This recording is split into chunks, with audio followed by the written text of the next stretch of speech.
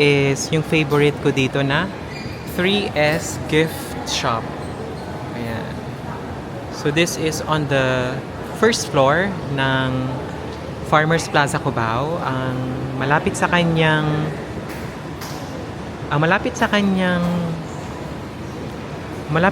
landmark is yung Goldilocks. So from Goldilocks, tapat lang siya dito sa 3S Gift Shop. So from Goldilocks,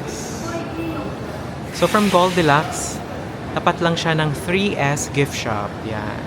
So check natin yung mga watches nila dito kung tig magkakano. So these are from Japan. Yan. Start tayo dito guys sa Casio watch. Yan. So these are 2,995. Ayan mga prices ng mga watches dito guys. It's 2,995. So kung gusto nyo i-visit yung store, nasa first floor lang siya ng Farmers Plaza Cubao. Yan, katabi lang niya yung Goldilocks. Ayan yung mga itsura ng mga watches nila dito. They are in pristine condition guys. 2,995.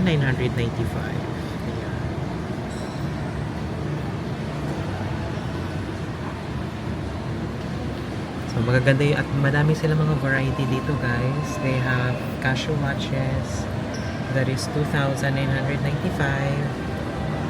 Yan.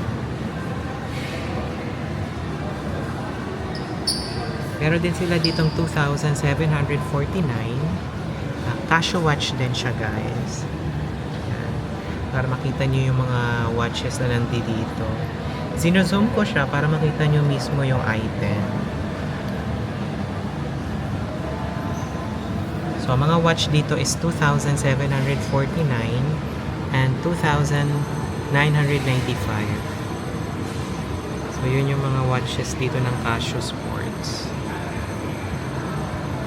And then, dito naman sa taas, it's 1,599. So, ito mga Casio watches pa dito ng mga pambabae naman. So, 1,599. These are Casio watches for women. Meron din naman pang lalaki guys. Ito, mga digital, they also have that.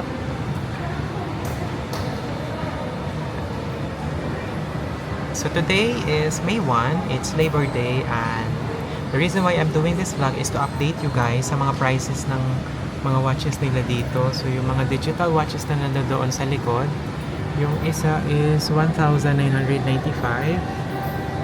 Okay. And then yung iba naman is 2,395.